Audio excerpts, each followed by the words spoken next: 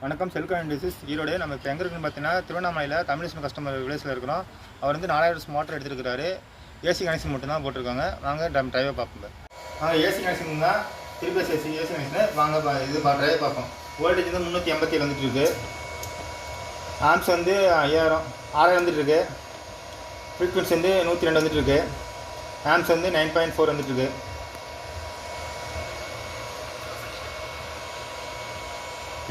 வாங்க நம்ம போட்டு அவுட்லெட் பார்ப்போம். 7 அடி போகிற 650 அடி இருக்கிறோம். 4000 மோட்டர் போட்டு வாங்க மோட்டர் 120 டெலிவரி.